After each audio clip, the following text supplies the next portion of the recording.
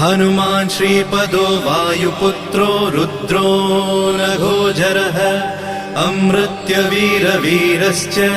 ग्रामवासो जनाश्रयः धनदो निर्गुणः शूरो वीरो निधिपतिर्मुनिः पिङ्गाक्षो वरदो वाग्मी सीता शोकविनाशकः शिवः शर्वः परो व्यक्तो व्यक्तो धराधरः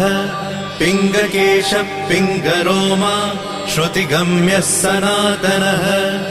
अनादिर्भगवान् देवो विश्वहेतुर्जनाश्रयः आरोग्यकर्ता विश्वेशो